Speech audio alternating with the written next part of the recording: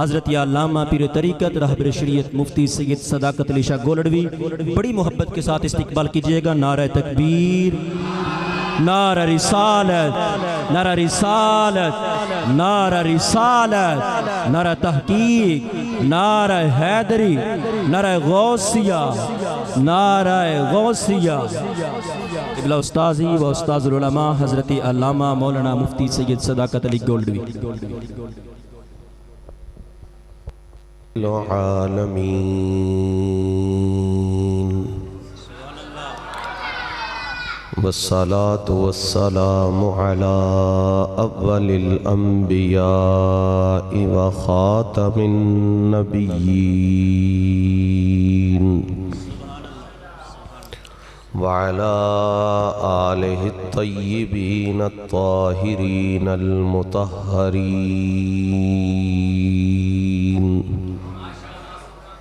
وأصحابه الراشدين الهادين المهتدين أما بعد فأعوذ بالله من الشيطان الرجيم بسم الله الرحمن الرحيم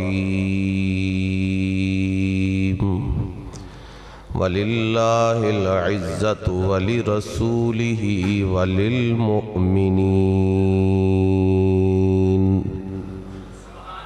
صدق اللہ مولانا العظیم وبلغنا رسوله النبی الکریم ان اللہ وملائکتہ یصلون علی النبی یا ایہا الذین آمنوا صلوا علیہ وسلموا تسلیما اللہم صلی علی محمد وعلی آل محمد وبارک وسلم اللہم صلی علی محمد وعلی آل محمد وبارک وسلم اللہم صلی علی محمد وعلی آل محمد وبارک وسلم الصلاة والسلام علیکہ یا سیدی یا رسول اللہ وعلی آلک و اصحابک یا سیدی یا حبیب اللہ الصلاة والسلام علیکہ یا سیدی یا شفیع المذنبین وعلی آلک و اصحابک یا سیدی یا خاتم النبیین الصلاة والسلام علیکہ یا جد الحسن والحسین وعلی آلک و اصحابک یا امام القبلتین و یا وسیلتنا فی الدارین۔ حمد و صلاة کے بعد معزز علماء کرام، ارباب عقیدت و محبت و نسبت، بالخصوص محترم جناب مولانا محمد اعظم سیالوی صاحب، حضرت مولانا محمد ذوالقرنین صاحب اور اس گاؤں کے تمام محبت اور عقیدت کے ساتھ آج کی اس محفل میں تشریف لانے والے شرکاء، اللہ رب العزت کا بے حد فضل و احسان ہے، حضور علیہ السلام کی نگاہ لطف و رحمت ہے کہ آج مجھے اور آپ کو کچھ لمحات حضور علیہ السلام کے میلاد کی محفل میں گزارنے کی سعادت نصیب ہو رہی ہے۔ دعا فرمائیے اللہ رب العزت ہم سب کی اس حاضری کو اپنی پاک بارگاہ میں منظور و مقبول فرمائے۔ کافی دیر سے آپ حضرات یہاں بیٹھے ہوئے ہیں. دیر تو کسی کام میں بھی ہو جاتی ہے، وقت تو کسی جگہ بھی گزر جاتا ہے، ٹائم تو بہت سارے معاملات میں ہم خرچ کرتے ہیں، لیکن میرے حضور کی کیا مثل اور کیا مثال ہوگی. جو وقت میرے حضور کی یاد میں گزرے وہ وقت بھی بے مثال ہوتا ہے. جو لمحے ان کی عظمت کے تذکروں میں گزرتے ہیں، دنیا کی تمام چیزیں ان لمحات پر بھی رشک کر رہی ہوتی ہیں. تو جتنا وقت مزید آپ یہاں تشریف فرما ہیں، ادب کے ساتھ، ذوق اور شوق کے ساتھ تشریف رکھیں تاکہ ہماری یہ حاضری قبول بارگاہ سید المرسلین ہو جائے. حضرات گرامی، ایک بات ذہن نشین فرمائیے کہ دنیا کا نظام، یہ کائنات جو چل رہی ہے، یہ اتفاقی نہیں ہے کہ بس سورج اپنے آپ ہی طلوع ہو رہا ہے، اپنے آپ ہی غروب ہو رہا ہے، چاند ستارے خود بخود نکل رہے ہیں، خود بخود غائب ہو رہے ہیں، یہ دریا سمندر اپنے آپ ہی چل رہے ہیں، خود ہی خشک ہو جاتے ہیں. یاد رکھیے، اس کائنات کا جتنا نظام ہے، ہمارا یہ عقیدہ ہے، ہمارا یہ ایمان ہے، ہم زبان سے کہتے ہیں، لیکن یہ چیز ہمیں محسوس بھی کرنی چاہیے اور اس کو سامنے رکھ کے اپنی زندگی ترتیب دینی چاہیے کہ اس کائنات کا جتنا نظام ہے، کوئی ذات ہے جو اس نظام کو چلا رہی ہے. کسی کے چلائے بغیر یہ نظام نہیں چل رہا.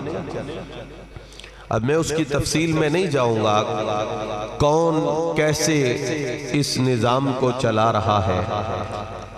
کتنے فرشتے ہیں، ہزاروں لاکھوں کی تعداد میں، جن کی ڈیوٹی ہے کہ تم نے سورج کو کب اپنے کس مقام پہ لے کے آنا ہے، چاند کی تبدیلی تم نے کس طرح سر انجام دینی ہے، ستاروں کے طلوع ہونے کا اور دریاؤں اور بارشوں کے آنے کا وقت کیسے ترتیب دینا ہے. لیکن ایک بات میرے بھائیوں، دوستوں، جوانوں، بچوں، بزرگوں، یاد رکھو کہ اس کائنات کا نظام خود بخود نہیں چل رہا، بلکہ وہ خالق جس نے اس کائنات کو پیدا کیا ہے وہی اس کائنات کا نظام بھی چلا رہا ہے.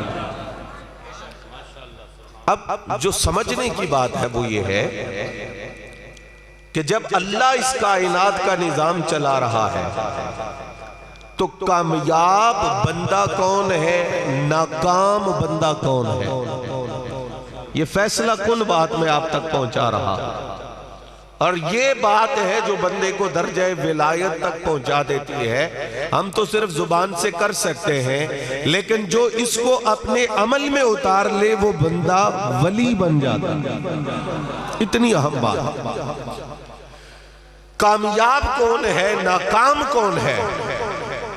تو بھائی، جو اللہ کے بنائے ہوئے نظام کے ساتھ چلنے کا اپنے آپ کو پابند کر لے، مولا میری کوئی مرضی نہیں، میں نے ویسے چلنا ہے جیسے تیری کائنات کا بنایا ہوا نظام ہے، میں اس کی مخالفت نہیں کروں گا، تو وہ کامیاب ہے.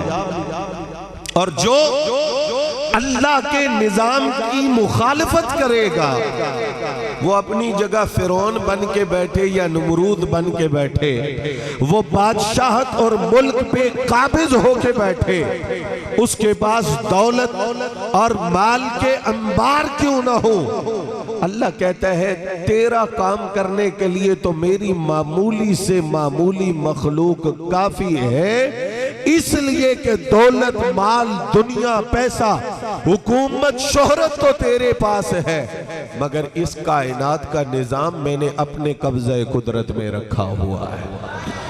تجھے جو کچھ ملا ہے اس کا حقیقی مالک میں ہوں۔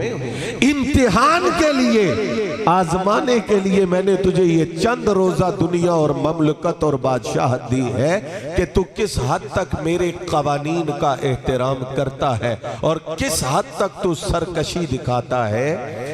تو اللہ کے نظام کی مخالفت کرنے سے بندہ ناکام ہوتا ہے، اس کے مطابق چلنے سے بندہ، ہاں جی بولیے، اس کے مطابق چلنے سے بندہ کامیاب ہوتا ہے۔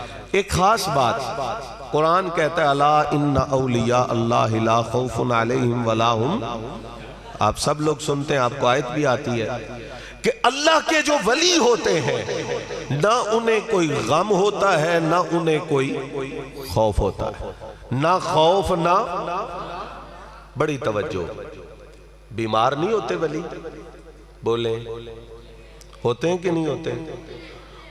ان کے گھر میں گھریلو پریشانیاں نہیں آتی، رشتہ داروں کی طرف سے انہیں پریشانیوں کا سامنا نہیں کرنا پڑتا، کیا ولیوں کے دشمن نہیں ہوتے؟ وہ ان کی مخالفت نہیں کرتے، ان پہ حملے نہیں کرتے، انہیں تکلیف نہیں پہنچاتے۔ یہ سارا کچھ جو میری زندگی میں ہے، جو آپ کی زندگی میں ہے، یہ ولیوں کی زندگی میں بھی، ولیوں کی زندگی میں بھی، مگر اللہ کہتا ہے نہ کوئی خوف ہے نہ کوئی، وجہ کیا ہے؟ وجہ یہ ہے اللہ کا ولی پریشان اس لیے نہیں ہوتا، وہ غم زدہ اس لیے نہیں ہوتا، وہ خوف زدہ اس لیے نہیں ہوتا، وہ کہتا ہے مولا غم، پریشانی، خوف تو تب آئے جب میری اپنی کوئی مرضی باقی رہ گئی ہو، جب میری کوئی منشا باقی رہی ہو، میں نے اپنی ہر مرضی کو تیری رضا میں فنا کر دیا ہے، میں تو تیرے قانون کی ذرہ برابر مخالفت نہیں کرتا، بس جو تیرا قانون ہے میں اس پہ راضی ہوں اور اپنے آپ کو اس کے ساتھ چلنے کا پابند بنا کے رکھا ہوا ہے۔ مولا کہتا ہے اگر تو میرے ہر قانون کی پابندی کرتا ہے تو میں تجھے ہر خوف سے آزادی کا پروانہ دیتا ہوں، ہر غم سے آزادی کی خوشخبری عطا فرماتا۔ تو بات آپ شاید سمجھ گئے ہوں گے کہ ولیوں پہ پریشانیاں ہم سے زیادہ آتی ہیں، لیکن وہ پریشان کیوں نہیں ہوتے؟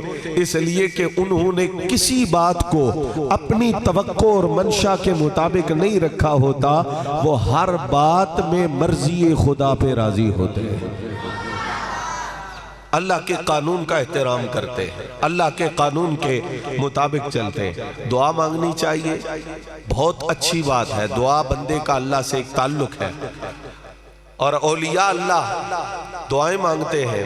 ہمارے مشائخ بھی، آج بھی آپ گولڈا شریف حاضر ہوں، سیال شریف حاضر ہوں، توسا پاک حاضر ہوں، جتنے بھی مشائخ ہیں تو وہ دعائیں کرتے ہیں، لیکن میرے حضرت کی زندگی میں ایک بات یہ بھی ہمیں ملتی ہے کہ حضور قبلہ عالم لوگوں کے لیے صبح سے شام تک دعا فرماتے تھے، حضرت اعلیٰ گولڈوی، لیکن اپنے لیے پوری زندگی کوئی دعا نہیں مانگی۔ لوگوں کے لیے تو صبح سے شام تک دعائیں کرتے تھے، اپنے لیے کبھی دعا نہیں مانگی۔ تو کسی نے پوچھا کہ حضور کیوں؟ فرمایا جو میں مانگوں گا نا اس سے زیادہ بہتر میرا مالک مجھے عطا فرمانے والا ہے۔ کیوں؟ فرمایا اس لیے کہ مجھے اپنی ضرورت کا اس طرح علم نہیں جس طرح میرا مالک میری ضرورت کو جانتا ہے۔ پھر آپ نے اس کی مثال بھی دی، فرمایا دیکھو بچہ ہوتا ہے اور اس کو بھوک لگتی ہے تو وہ روٹی کی طرف لپکتا ہے، ماں روٹی پیچھے کر لیتی ہے، توجہ ہے تو کہیے سبحان اللہ۔ بہت اہم راز ہے یہ، بچہ روٹی کی طرف لپکتا ہے، بھوک لگی ہے، ماں پیچھے کر لیتی ہے۔ اب بتائیں ماں کو بچے سے دشمنی ہے یا محبت ہے؟ محبت ہے، مگر وہ روٹی کو پیچھے کھینچتی ہے۔ کیوں؟ کہا ابھی یہ گرم ہے، اگر ہاتھ میں پکڑ لے گا تو اسے نقصان ہوگا۔ تھوڑی دیر کے بعد وہی ماں وہی روٹی اس بچے کو دیتی ہے۔ پہلے تو کھینچ لی تھی، دور کر لی تھی، اب کیوں دے رہی ہو؟ کہا وہ وقت نہیں تھا، اب وقت مناسب ہے۔ حضرت اعلیٰ نے فرمایا بندہ بعض اوقات جلدی کر بیٹھتا ہے کہ مجھے ضرورت ہے، اللہ دیتا کیوں نہیں؟ رب کہتا ہے ضرورت تو تیری ہے، مگر ابھی اس ضرورت کو پورا کرنے کا وقت نہیں آیا، تیرا نقصان ہو سکتا ہے۔ اے میرے بندے، جب میں تجھے یہ نعمت دوں گا تو تیری ضرورت بھی پوری ہوگی اور تجھے نقصان سے بھی اپنی حفاظت عطا فرماؤں۔ تو یہ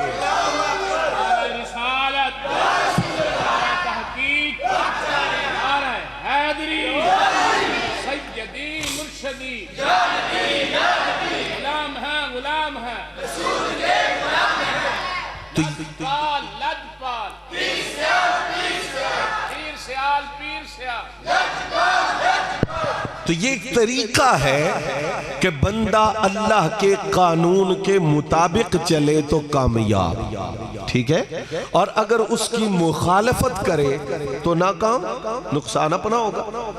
جیسے کوئی بندہ ضد کر کے کھڑا ہو جائے، میری ضد ہے جی رات کو 11 بجے سورج طلوع ہو، صبح 6 بجے سے پہلے غروب ہو جائے، وگرنہ تو میں نے سورج کے سامنے جانا ہی نہیں۔ اب سورج کا ٹائم تو تبدیل نہیں ہوگا نا، لیکن یہ بیچارہ روشنی سے محروم ہو جائے گا چمگادڑ کی طرح، وہ بھی اس کی صورت سے نہیں بنتی نا، تو روشنی سے محروم رہتی ہے۔ اسی طرح یہ سورج کے ٹائم کی مخالفت کر کے خود محروم ہو جائے گا، سورج کی روشنی میں فرق نہیں پڑے گا۔ تو میرے بھائیوں، نتیجہ یہ ہوا کہ بندے کو بندہ رہنا چاہیے، بندے کو مالک کے سامنے عاجز اور ناقص بن کے رہنا چاہیے، اور ہر کمال اور خوبی کا مالک اللہ کو سمجھ کر کوشش کرنی چاہیے کہ وہ اس کے قانون کے مطابق اپنی زندگی گزارے۔ اب یہاں ایک سوال کہ جناب یہ ذوق تو آیا تھوڑا بہت کہ چلنا اللہ کے قانون کے، چلنا اللہ کے قانون کے، یہ بہت ساری غلط فہمیاں ہیں، بہت ساری غلط فہمیاں ہیں جن کی بنا پر بہت زیادہ نقصان ہوتے ہیں۔ ہم کسی کو کہیں کہ بھائی اللہ کا حکم یہ ہے، آپ کیا کر رہے ہیں؟ تو لوگ جواب پتہ ہے کیا دیتے ہیں کہ جناب اللہ کا حکم یہی ہے، اللہ کا قانون یہی ہے، ہمارے سر جھکے ہوئے کیا کریں، پر دنیا نہیں چلتی، دنیا کی مجبوریاں ہیں، دنیا دے رولے ہیں، اللہ کا قانون اپنی جگہ پر ہے مگر دنیا نہیں چلنے دیتی۔ یاد رکھیں تم رب کے قانون کو اپناؤ تو وہ رب تیری دنیا کیسے نہیں چلنے دے گا جو دنیا کو بنانے والا ہے۔ دنیا بھی تو اسی کی ہے، خالق وہی ہے، مالک وہی ہے، اگر تو اس کے قانون کے مطابق چلے تو یاد رکھ آخرت تو آنی ہے۔ اللہ آخرت سے پہلے تیری دنیا کو اتنا خوبصورت بنا دے گا کہ لوگ تیرے دین کی بھی تعریف کریں گے، اور دنیا مثال دے گی اگر دنیا کی زندگی گزارنی ہے تو ایسے گزار جیسے یہ اللہ کا بندہ گزار رہا ہے۔ تو اللہ کے قانون کے ساتھ چلیں، اسی میں بھلائی ہے۔ اب آپ کے ذہن میں یہ سوال آئے گا کہ کون سی جگہ ہے جہاں اللہ کے سارے قانون لکھے ہوئے ہوں تو ہم اس کتاب کو پکڑ لیں، تھام لیں، یاد کر لیں، پھر اللہ کے ان قوانین کے مطابق عمل کرنا شروع کر دیں تاکہ ہماری یہ دنیا بھی کامیاب ہو جائے اور اس کے بعد آنے والی آخرت بھی کامیاب ہو جائے۔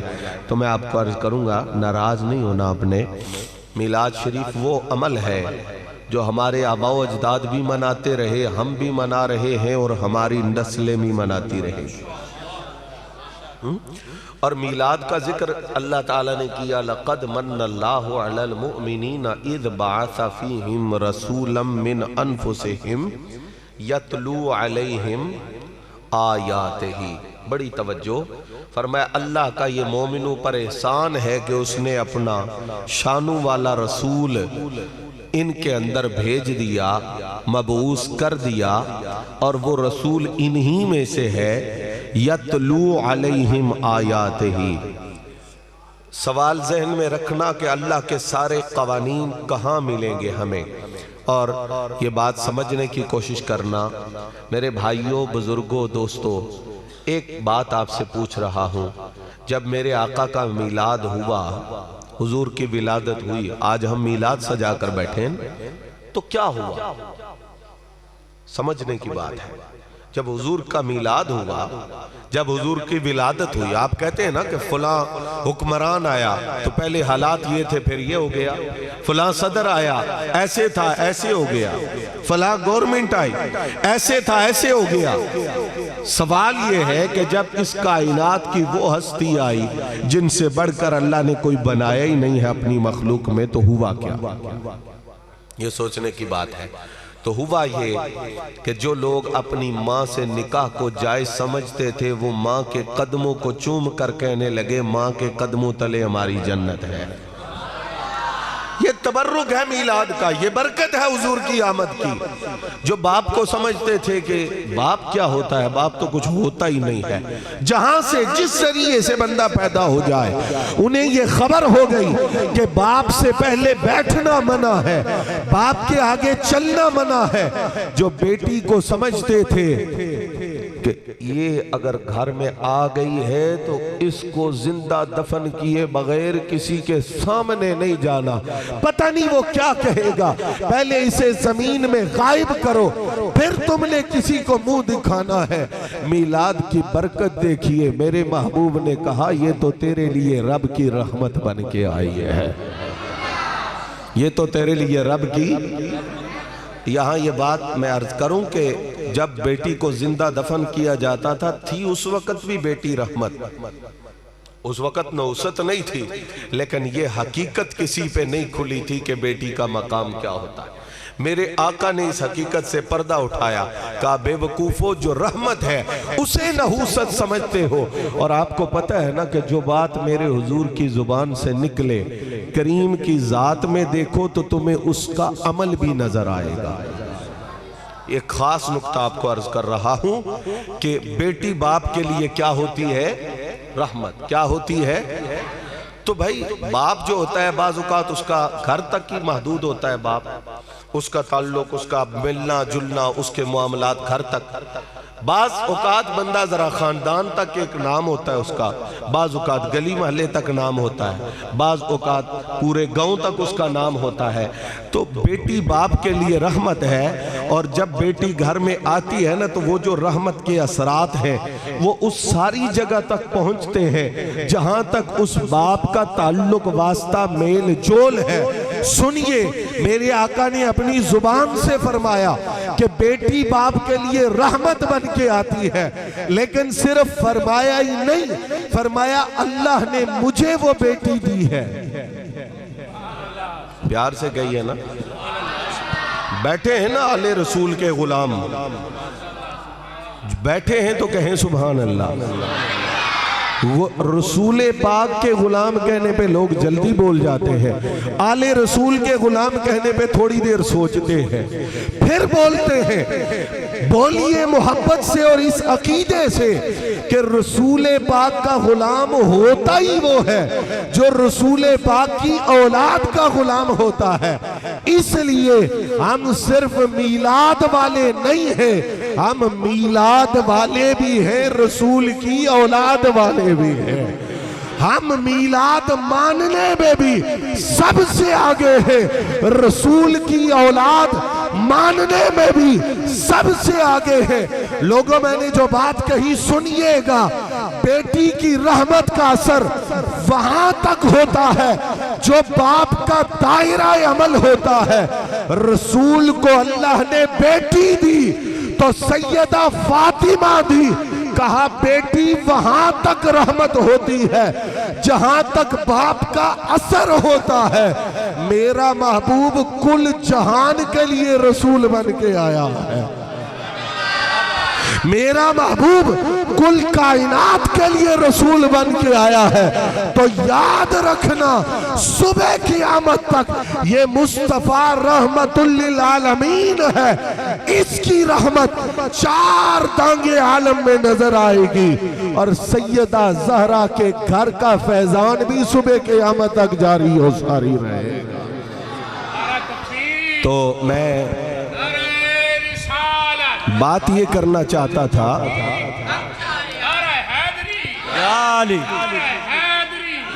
کہ ہم ہر سال میلاد مناتے ہیں، یہ ہمارا عقیدہ ہے، یہ ہمارا ایمان ہے، لیکن میلاد کی وجہ سے جو چینج آیا کہ میرے حضور آئے تو کائنات کا نقشہ بدل گیا۔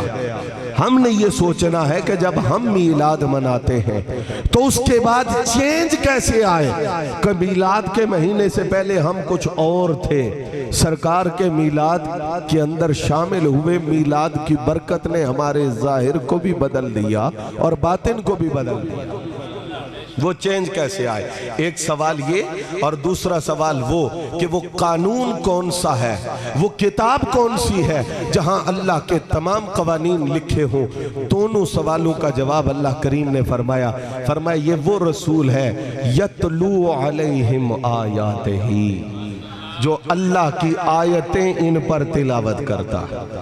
اللہ کی آیتیں ان پر، اللہ کی آیتیں ان پر، یہ قرآن ہے جو رب کے تمام قوانین کی جامع کتاب اللہ نے اپنے میلاد والے محبوب کے ذریعے ہمیں عطا فرمائی ہے۔ یتلو علیہم آیاتہ ویزکیہم۔ حضور کے پاس ایک صاحب آئے، بعد میں مسلمان ہوئے، تو ان سے پوچھا گیا کہ آپ کیوں مسلمان ہوئے؟ تو انہوں نے کہا جب میں آیا تو حضور قرآن پڑھ رہے تھے۔ پیار سے کہیے، ہم میلاد پہ بھی سبحان اللہ کہتے ہیں، قرآن پہ بھی۔ تو ان سے کہا کہ کیا ہوا، تم کیوں مسلمان ہوئے؟ تو کہا کہ حضور قرآن پڑھ رہے تھے اور مجھے یوں لگا جیسے میرا دل پھٹ رہا ہے۔ اب صاف ظاہر ہے وہ عرب کے لوگ تھے، ان کی فصاحت، ان کی بلاغت، ان کی بات ایسے نہیں ہوتی تھی کہ آپ جیسے ہم کہتے ہیں کہ دل پھٹنے لگا ہے، اس بات میں کچھ گہرائی ضرور ہوتی تھی۔ تو میں نے وَيُزَكِّيهِمْ کو دیکھا تو بات ذہن میں آئی کہ دراصل حضور نے ایک دل نہیں پھاڑا، حضور نے ہر دل پھاڑا ہے۔ آج آپریشن ہوتا ہے، بائی پاس ہوتا ہے نا، دل کو چاک کیا جاتا ہے، کہتے ہیں پہلے خراب تھا اب ٹھیک ہو گیا ہے۔ مدینے والے نے آ کر وَيُزَكِّيهِمْ، ایک دل نہیں پھاڑا، کتنے دل پھاڑے ہیں، اور وہاں جو کچھ تھا اور اچھا نہیں تھا مدینے والے نے اسے نکال کر ایمان کی روشنی کو داخل فرما دیا ہے۔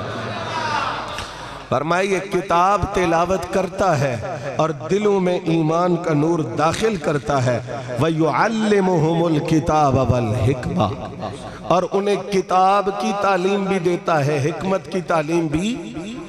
یہ اہم بات ہے۔ ماشاءاللہ آپ لوگ سارے سنجیدہ اور سمجھدار بیٹھے ہوئے ہیں۔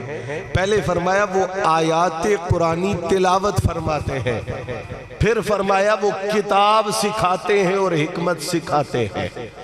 تو کتاب کی آیات کی تلاوت کا تو پہلے ذکر آ گیا، پھر وَيُعَلِّمُ بعد میں فرمانا، وہی کتاب قرآن ہے۔ تو بھئی ایک ہوتا ہے ناظرہ جو آپ مسجد میں آ کر پڑھتے ہیں، تو حضور نے قرآن پڑھنا بھی امت کو سکھایا ہے۔ فرمایا وَيُعَلِّمُهُمُ الْكِتَاب، یہ تم سے کہہ کیا رہا ہے یہ بھی مدینے والے آقا نے تمہیں اپنی زبان سے فرما کے سمجھا دیا ہے۔ دوستان محترم، وہ قرآن جس میں اللہ کے سارے قانون لکھے ہوئے، میں تیزی کے ساتھ آگے جا رہا ہوں، اس قرآن پاک میں ایک قانون ہے جو میں نے آج پڑھا ہے، اور وہ اللہ کریم کے یہ پاک الفاظ ہیں۔ فرمایا وَلِلَّهِ الْعِزَّةُ، ساری عزتوں کا مالک کون ہے؟ بولیں بولیں، کون ہے؟ کون ہے؟ یہ وہ عقیدہ ہے میرے بھائیوں، دوستوں، بزرگوں، جب انسان کے دل میں بس جائے نا تو ساری کائنات مل کر بھی بندے کی عزت میں کمی نہیں لا سکتی. اور اگر اس عقیدے میں کمزوری آ جائے, بندہ سمجھے کہ یہ جو عزت ہے نا میری, پتہ نہیں میرے اندر کیا ہے جس کی وجہ سے لوگ مجھے عزت دے رہے, تو ذلت کے دن شروع ہو جاتے ہیں. بندہ سمجھے میرے دوست مجھے عزت دے رہے ہیں, میری برادری مجھے عزت دے رہی ہے, میرا کنبہ قبیلہ خاندان مجھے عزت دے رہا ہے, تو سمجھو ذلت شروع ہو گئی. کیوں؟ اللہ کے قانون کے خلاف کھڑا ہو گیا. میرے اللہ نے یہ قانون بنایا ہے, وَلِلَّهِ الْعِزَّةُ, برادری سے عزت ملے, رشتہ داروں سے عزت ملے, دوستوں سے عزت ملے, چاہنے والوں سے عزت ملے. کبھی کسی غلط فہمی میں نہ رہنا, سوچنا عزت جہاں سے بھی آ رہی ہے, دینے والا میرا رب ہے. حالات بندے کے خراب ہو جاتے ہیں, کسی کے بھی ہو جاتے ہیں, آپ میں سے بھی جو امیر ہے اس کے بھی ہو جاتے ہیں, غریب کے بھی ہو جاتے ہیں, پیر کے بھی ہو جاتے ہیں, مرید کے بھی ہو جاتے ہیں, استاذ کے بھی ہو جاتے ہیں, شاگرد کے بھی ہو جاتے ہیں, عالم کے بھی ہوتے ہیں, جو نہیں پڑھا اس کے بھی ہوتے ہیں, بادشاہوں کے بھی ہوتے ہیں. لیکن ایک بات یاد رکھنا, جب حالات خراب ہو جائیں, فضائیں اور ہوائیں مخالف چلنا شروع ہو جائیں, تو یاد رکھنا عزت کی بھیک لینے کہیں نہ جانا, عزت لینے کے لیے اپنے رب کے در پہ آنا. خدا کی عزت کی قسم, سارا جہاں تمہیں ذلیل کرنے پہ تل جائے, اگر تو رب کی بارگاہ میں عزت مانگنے آیا ہے تو میرا رب کہے گا تجھے جھکانے والے جھک جائیں گے, تو آج بھی بلند رہے گا اور صبح قیامت تک تیری بلندی کے چرچے ہوتے رہے. تو یہ سبحان اللہ آپ نے کہا, اور بڑی غنیمت ہے کہ آپ نے 12 بجے کے بعد سبحان اللہ کہا. لیکن عملی طور پر میرے بھائیوں, دوستوں, بزرگوں, جب حالات زندگی میں بگڑ جائیں تو عزت لینے مسجد آؤ, عزت لینے مصلی پہ آؤ, عزت لینے اللہ کے سامنے آؤ. دیکھو اللہ تعالیٰ تمہیں کس انداز میں عزت دیتا ہے. کیوں؟ اس میں کوئی دوسری رائے نہیں, اس لیے کہ میرے اللہ کا قانون ہے, ساری عزتوں کا مالک, ساری عزتوں کا مالک ولی رسول ہی. فرمایا عزتوں کا مالک اللہ ہے, اور اللہ نے اپنے بندوں میں سے جن کو عزت دی ہے ان میں پہلی ہستی ولی رسول ہی, وہ اللہ کے پیارے رسول ہیں.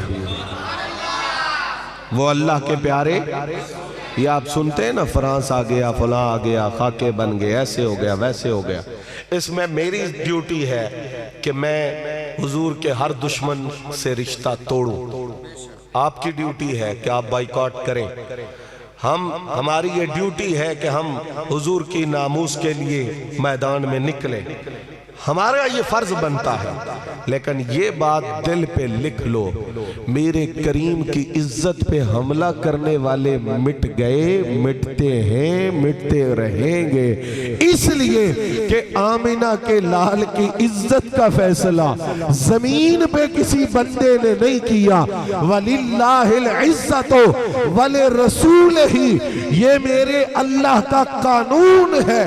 وقت گزرتا جائے گا, نبی کی عزت اور عظمت میں اضافہ ہوتا چلا جائے گا.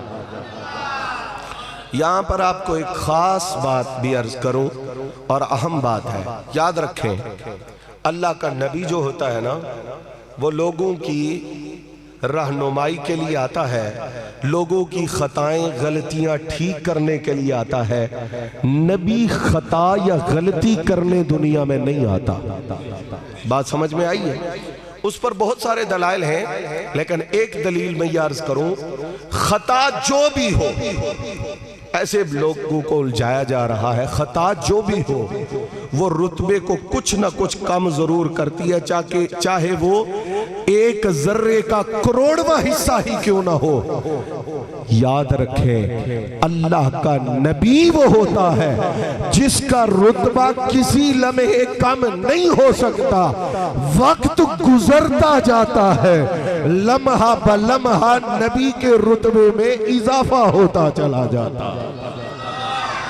نبی گھٹنے کے لیے نہیں آتا، نبی کم ہونے کے لیے نہیں آتا۔ عقل ہوتی تو خدا سے نہ لڑائی لیتے، یہ کٹائیں اسے منظور بڑھانا تیرا۔ فرمایا نبی کی عزت، نبی کی عظمت، نبی کی شان اور نبی کا رتبہ کون گھٹا سکتا ہے، کون کم کر سکتا ہے کہ اس کی عزت کو بڑھانے کا قانون اس کائنات کے خالق نے بنا کے اپنی پاک کتاب میں بیان کیا۔ باقی یہ سمجھ لیں بندے کو اپنی اوقات میں رہنا ہی اچھا ہے، اوقات سے اوپر نہ جائے، ہاں جی اوقات سے اوپر نہ جائے۔ نبی اور خدا کے درمیان جو معاملات ہیں کیا ہیں؟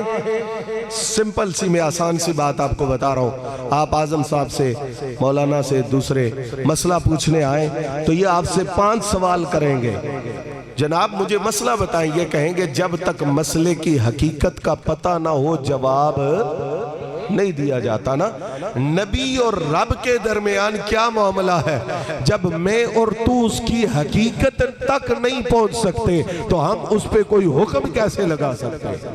اس لیے مقام نبوت وہ ہے جہاں ادب، جہاں نیاز، جہاں عز، جہاں انکساری کے سارے تقاضے پورے نہ ہو تو ایمان چھن جاتے ہیں۔ ایمان اسی وقت تک محفوظ رہتا ہے۔ تاجدار بریلی نے فرمایا تھا جب قدم دائرہ عشق نبی سے نکلا بات ایمان کی اتنی ہے کہ ایمان گیا میری عزت، تیری عزت، کائنات کے ہر انسان کی عزت۔ وہ سیدہ آمنہ کے لال کا تصدق ہے، سیدہ زہرا کے بابا کی خیرات ہے، اور حسنین کریمین کے نانا کی بارگاہ سے تقسیم ہو رہا ہے۔ نعرہ تکبیر، نعرہ رسالت، نعرہ رسالت، نعرہ رسالت۔ اب اگلی بات یہ ہے کہ جب اللہ نے یہ قانون بنایا کہ عزت اللہ کے رسول کی ہے، یہ کس کا قانون ہے میرے؟ تو اللہ تعالیٰ جب کوئی قانون بناتا ہے نا تو وہ اتنا کریم ہے، وہ اس قانون پہ عمل کرنا بھی سکھاتا ہے اور عمل آسان بھی بنا دیتا ہے۔ عمل کرنا بھی سکھاتا ہے اور عمل، ایک آسان سی مثال کہ اللہ نے ہمیں حکم دیا ہے نماز پڑھو، واقعی الصلاۃ قانون ہے نا اللہ کا کہ نماز پڑھو۔ جو میلاد مناتے ہیں ان کو بھی حکم ہے، سارے مسلمانوں کو حکم ہے کہ نماز بولے نماز۔ اب یا اللہ یہ تیرا قانون ہے، اس پہ عمل کیسے کریں؟ فرمایا میرے محبوب کو دیکھو، صلو کما رأیتمونی اصلی، سکھا دیا جیسے میں نماز پڑھتا ہوں میری اداؤں کو تکتے جاؤ، رب کی عبادت بنتی چلی جائے گی۔ اچھا اگلی بات، بڑا مہنگائی کا دور ہے، کتنی مہنگائی ہو گئی ہے، چینی کہاں چلی گئی ہے، مجھ سے زیادہ آپ کو پتہ ہے نا، سب لوگوں کو معلوم ہے آٹا کدھر چلا گیا، گندم کہاں چلی گئی۔ جی مہنگائی بہت ہو گئی ہے نا، تو اس مہنگائی میں آپ یہ تو کہہ سکتے ہیں، بڑی توجہ، گھر چلانا مشکل ہے، اچھے کپڑے پہننا مشکل ہے، گاڑی خریدنا مشکل ہے، لیکن کوئی بندہ یہ نہیں کہہ سکتا مہنگائی بہت ہو گئی ہے نماز پڑھنا مشکل ہے۔ کوئی کہہ سکتا ہے؟ کیوں؟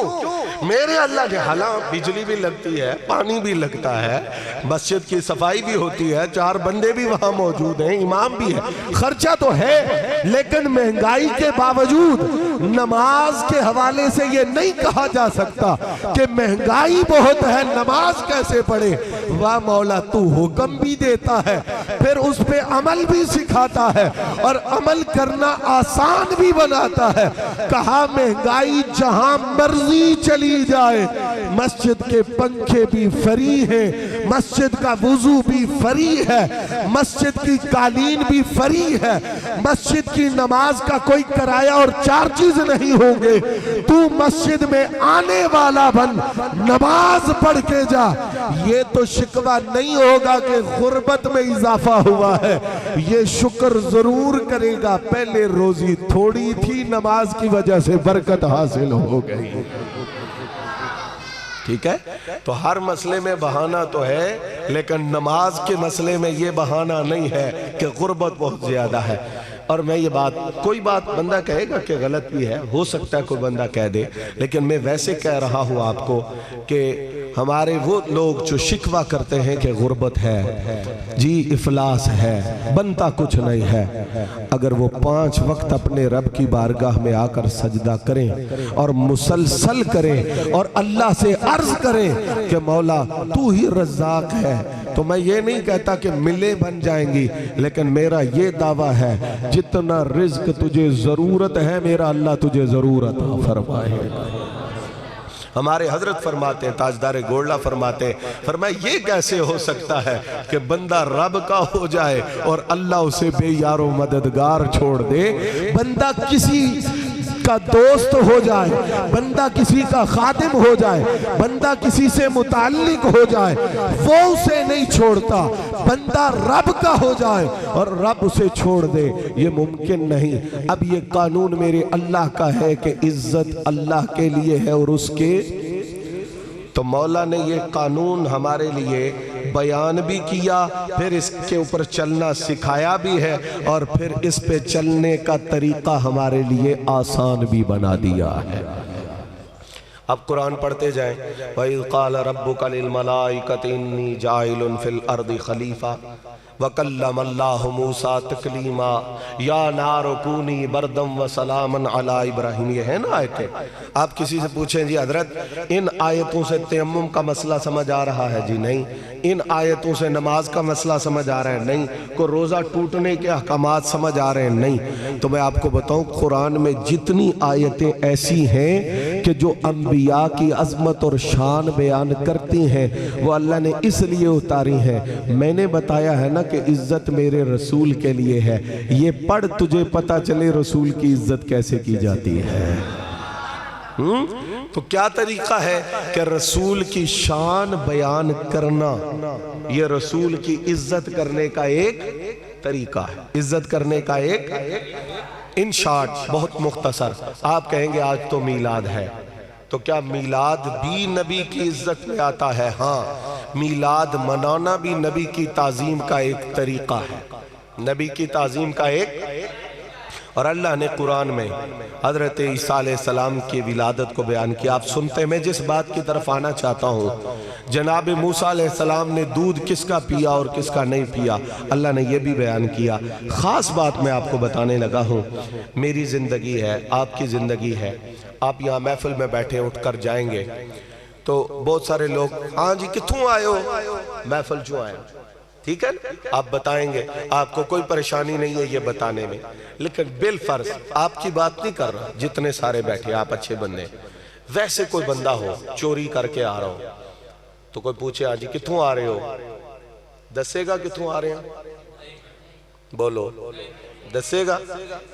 اچھا، آپ اچھے لوگ ہیں، لیکن میں یہ بات کہہ رہا ہوں کہ ہم سب کی زندگی میں کچھ چیزیں ایسی ہوتی ہیں جو ہم بتاتے ہیں، ہاں جی میں نماز پڑھ کے آ رہی ہوں، کچھ چیزیں ایسی ہوتی ہیں جو ہم بتانا پسند، یہ کوئی کہتا ہے میں جھوٹ بول کے آ رہا ہوں، میں غیبت کر کے آ رہا ہوں، میں سامان بیچ کے آ رہا ہوں غلط طریقے سے، میں رشوت لے کے آ رہا ہوں، یہ باتیں ہم بتاتے نہیں۔ ہم بتائیں گے نماز پڑھ کے آ رہا ہوں، صدقہ دے کے آ رہا ہوں، ہاں جی تسبیح پڑھ کے آ رہا ہوں، قرآن شریف کی تلاوت کر کے آ رہا ہوں۔ بہت غور طلب بات ہے اور بہت اہم نکتہ ہے کہ کچھ باتیں ہماری زندگی میں ایسی ہیں جو ہم بتانا پسند کرتے ہیں، کچھ باتیں ایسی ہیں جو بتانا پسند کرتے ہیں وہ بتانے کے قابل ہوتی ہیں، جو بتانا پسند نہیں کرتے وہ بتانے کے قابل۔ لیکن یاد رکھو اللہ نبی کے میلاد کا بیان بھی قرآن میں کرتا ہے، پیار سے کہیے، نبی کے بچپنے کا ذکر بھی قرآن میں، نبی کی جوانی کا ذکر بھی قرآن میں، ہاں نبی کسی کو مکہ مار دے اس کی جان نکل جائے تو اس کا ذکر بھی قرآن میں ہے۔ بڑی توجہ، مولا یہ ساری باتیں کیوں ہیں؟ چلو تبلیغ کا عرصہ ذکر ہو جائے، بعثت کے بعد والا زمانہ ذکر ہو جائے، چلو نبی کے तबलीग के रस्ते में उठाने वाली तकलीफ का जिक्र हो जाए, मगर नबी की जिंदगी के हर लम्हे को क्यों बयान किया जा रहा है? तो जवाब सुनिए, कहा इसमें इशारा ये है कि तेरी जिंदगी में कुछ बातें काबिले जिक्र हैं, कुछ बातें काबिले जिक्र नहीं है, मगर नबी की जिंदगी ऐसी होती है हर लम्हा काबिले जिक्र भी होता है, काबिले तकलीद भी होता है। सुभान अल्लाह। नारा तकबीर, नारा रिसालत, नारा तहकीक, नारा हैदरी, आमदे मुस्तफ़ा, आमदे मुस्तफ़ा। नबी की जिंदगी में कमजोरी का कोई पहलू मौजूद, बोले कमजोरी का कोई पहलू मौजूद? उसकी मैं एक बात करूंगा और मैं इख्तिताम कर रहा हूं, और आप महसूस करेंगे कि वाकई बात तो ठीक ये कर रहा है। देखें, आजकल दौर जदीद है, मौलाना बैठे हैं यहाँ, और भी दाढ़ियों वाले सूफी हजरात बुजुर्ग बैठे हैं, टोपियां सर पे लिए हैं, किसी ने पगड़ी बांधी हुई है। गौर से समझना जवानों, हम तकरीर करने जाते हैं गांव में तो कहते हैं जी पंजाबी करो जी, समझ औखी आंदी है, लेकिन उर्दू गांव में नहीं पहुंचती, फैशन सारे गांव में पहुंच जाते हैं, माशाल्लाह पहुंचते हैं ना, सारे पहुंचते हैं, बड़े स्टाइल हमारे बच्चे नए नए इख्तियार करते हैं। लेकिन बात को संजीदगी से सुन लीजिएगा, फैशन कितने आते हैं, बड़ा शोर है, फैशन का दौर है, ये आ गया जी, आज ये आ गया जी, कपड़े ऐसे आ गए जी, हेयर कटिंग ऐसी आ गई जी, फला स्टाइल आ गया, फला स्टाइल आ गया। बहुत गौर से, और ये मैसेज है मीलाद का, और मैं देख के अपनी बात ख़त्म करूँगा। इतने स्टाइल आते हैं, इतने फैशन आते हैं, मैं आपसे पूछता हूँ, ये जो फैशन आते हैं इनकी उम्र कितनी होती है, कितनी देर चलता है? तो कहते हैं जी अगला फैशन आया तो पुराना, यही होता है। इतनी उम्र है जी हर फैशन की। मैंने क्या कहा कि नबी की जिंदगी में कोई कमजोर पहलू मौजूद? भाई तुम्हारा फैशन कितनी देर के लिए आया? कहते हैं जी साल चला, 6 महीने चला, दौर जितना फास्ट हो रहा है उतनी जल्दी फैशन खत्म हो जाता है। आज चेहरे देख उन लोगों के जिन पे सुन्नत रसूल सजी है, इमामा सजा है, रसूल पाक की अदाओं का नूर मौजूद है, तुझे यकीन आएगा हर फैशन आके पुराना हो जाता है। 14 सदियां गुजर गई है, कमली वाले की अदाओं में हुस्न भी नजर आएगा, ताजगी भी नजर आएगी।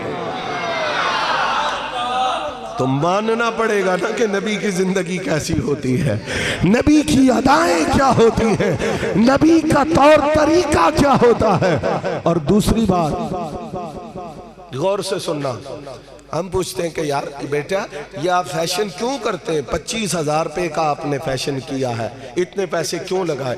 तो कहते हैं जी देखें मैं फैशन करके जाऊंगा, सब कहेंगे ये देखो ये देखो ये देखो, जितनी देर में उधर बैठा रहूंगा मेरी बातें होंगी, बाद में भी लोग तारीफ करेंगे। बहुत गौर से ये बात समझना। तो भाई ये कब तक तारीफ चलेगी फैशन की, स्टाइल की, इस जदीदियत की, सुन्नत से दूरी की? तो कहते हैं जी बड़ी देर, चलो दिन 2 दिन 4 दिन, बस दुनिया के काम हैं, अपने अपने कामों में लोग मशगूल हो जाते हैं। यार एक बात सुनो, दुनिया आज भी जनाब सिद्दीक़ अकबर को सलाम करती है। कहिए कहिए सुभान अल्लाह। दुनिया आज भी फारूक आज़म के सामने सर झुकाती है। उस्मान गनी की हया और सखावत के तज़किरे आज भी जुबानों पे सजे हुए। मौला अली का इल्म, मौला अली की सीरत, मौला अली की बातें हमारी महफिलों में घूमती हैं। हजरत बिलाल के रंग को भी लोग सुन के मोहब्बत से आंसू बहाते हैं। साद हो, सईद हो, तलहा हो, जुबैर हो, अब्दुल्ला बिन मसूद हो, अब्दुल्ला बिन उमर हो, नीचे आ जाइए, इमाम अबू हनीफा हो, इमाम शाफी हो, इमाम मालिक हो, इमाम अहमद बिन हम्बल हो, गौसे पाक हो, ख्वाजा गरीब नवाज हो, शहनशाह नक्शबंद हो, ताजदार सोहरवर्द हो, ताजदार गोल्डा हो, ताजदार तोसा हो, ताजदार पाकपतन शरीफ हो, ये जितने बुजुर्ग और वली हैं सदियां गुजरने के बाद जिंदा है। मेरा ये पैगाम सुनना, जो रंग अपनाना है अपना के देख ले, 4 दिन तेरी बात होगी खत्म हो जाएगी। जो मेरे हुजूर के रंग में रंग गए, सदियां बीत गई, नाम भी जिंदा है, मकाम भी जिंदा है। तो हजरत फरीदुद्दीन अत्तार फरमाते हैं, मर्दुमारा सर बसर दर ख्वाबदा, गश्त बेदार आंके ऊ रफ्तस जहां। का दुनिया सारी सोई हुई है, दुनिया सारी सोई हुई है। सोए होने का मतलब क्या है? जब आप सोए होते हैं ना तो बड़ी ख्वाब नजर आती है, आप इंग्लैंड चले गए, आप मरी चले गए, गाड़ी में बैठे, वजीर आजम से मुलाकात हो गई। जब आप आंख खोलते हैं तो देखते हैं वही घर होता है, वही चारपाई होती है, वही अंधेरा होता है, कुछ भी नहीं होता। हजरत फरमाते हैं ये दुनिया यूं ही समझो कि लोग सोए हुए हैं और ख्वाब देख रहे हैं। जागेंगे कब? जब अंधेरी कोठरी आएगी, कब्र आएगी, आंखें खुलेगी, उफ कुछ भी नहीं था। हम किस धोखे में रहे? अगर कब्र भी रोशन चाहिए, हशर भी रोशन चाहिए, तो यही पैगाम मीलाद है कि उस मदीने वाले आका की हयात तैयबा, सुन्नत मुबारका, सीरत मुबारका, हुजूर की हयात तैयबा के पहलू अपनी ज़िंदगी के साथ चलाओ। हमारे बच्चे फेसबुक पे, इंटरनेट पे जितना टाइम देते हैं, मैं आपको रिक्वेस्ट करूँगा कि अहले सुन्नत के किसी मुस्तनद आलिम दीन से रिकमेंड करवाएं कि हमें कोई उर्दू जुबान में, चूंकि असल लिटरेचर सारा अरबी में है, हर बंदा अरबी नहीं पढ़ सकता, उर्दू तर्जुमा है, मैंने किया, आपने किया, कहाँ कमजोरी है, कहाँ कमजोरी नहीं है, ये मुस्तनद आलिम बताएगा। किसी मुस्तनद आलिम से पूछकर हुजूर की पाक सीरत की एक किताब लें, उर्दू जुबान में लिखी हो, और उसको पढ़ें, रबीउल अव्वल शरीफ में पढ़ें, अपनी जिंदगी के लम्हात में पढ़ें। उसके क्या फायदे हैं वो तो मैं आपको नहीं बता सकता, वो उसी को पता चलेंगे जो अमल करेगा। लेकिन एक बात मैं आपको बताऊं, डिप्रेशन बहुत हो रही है, परेशानियां बहुत हैं, हर बंदा परेशान है। कोई कहता है ये परेशानी है, कोई कहता है वो परेशानी है, कोई कहता है ये मसला है, अपनी अपनी जगह पर खुश कोई भी नहीं नजर आता। तो ये परेशानियां क्यों हैं? कोई औलाद की वजह से परेशान है, कोई बीवी की वजह से, कोई खामद की वजह से, कोई बहन भाइयों की वजह से, कोई रिश्तेदारों की वजह से, कोई महल्लेदारों की वजह से है। मतलब ये जितनी परेशानियां इधर ही है ना, हमारे दाएं बाएं, हमारे माहौल में, इसी दुनिया में। मैं आपको वजीफा बता रहा हूं और इसकी इजाजत दे रहा हूं कि आप इन परेशानियों में जब शिद्दत महसूस करें, वुजू करके बंद कमरे में बैठ जाओ, हुजूर की पाक सीरत की वो किताब खोलो।